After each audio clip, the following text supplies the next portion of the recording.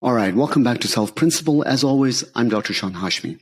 Now, today's topic is about air pollution and heart attack. What's the link and what is it exactly about air pollution that you need to be careful about? So when we look at air pollution in general, it's a global health concern. In fact, the data around it is quite startling. Each year, air pollution accounts for about 6.5 million deaths. And over the last 2 decades, despite all of the attention being paid to the environment, the statistics on air pollution and deaths have only been getting worse. Now, car emissions, natural gas, power generation, byproducts of manufacturing, chemical production, methane are just some of the sources of air pollution. But what I really want you to take away from this video today is to understand that not all air pollution is the same. What we really care about is something known as the particulate matter size. Now, particulate matter is just a fancy term for saying that air pollution has all these compounds, sulfates, nitrates, carbon, mineral dust, all sorts of things. But a subset of that is fine particulate matter, specifically smaller than about 2.5 micrometers.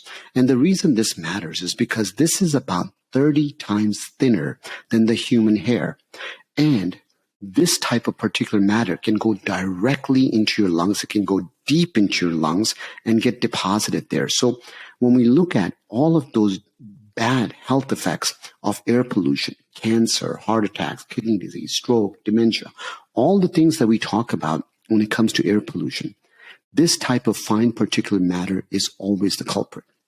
So let's talk about a new study that was presented at the European Society of Cardiology Congress, in which the researchers looked at data from about 17,873 heart attack cases from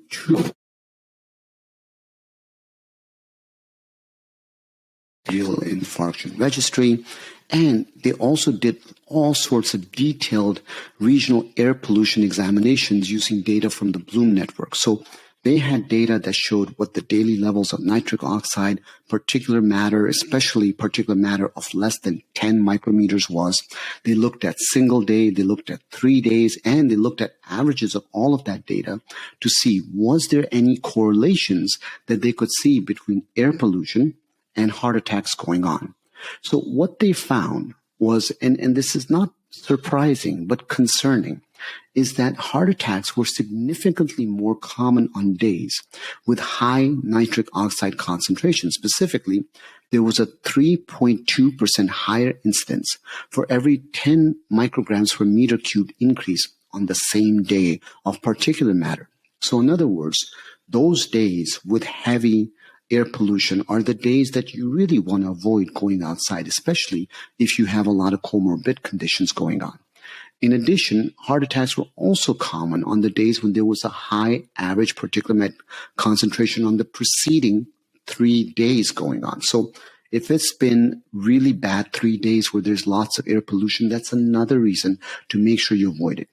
Now, one thing that came up in the data that was kind of interesting, but not too surprising, was that when they looked at smokers, they didn't see air pollutants sort of causing the same risk of heart attacks as it did in the general population.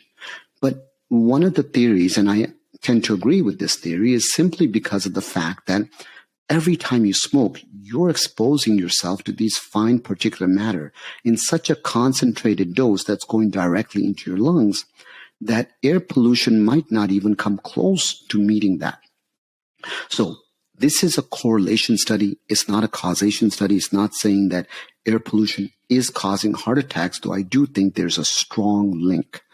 And there's so much each and every one of us can do every single day in terms of lowering the risk of pollution based on how we live, and more importantly, based on how we eat. As you know, when we talk about a plant-based diet, it's not just something that's good for our own health. It's also something that's great for the environment. As always, I want to thank you guys so much for checking out this episode. If you got questions or you got a topic you want me to talk about in the next episode, leave it in the comments and I'll be sure to address it next time. Thanks, guys.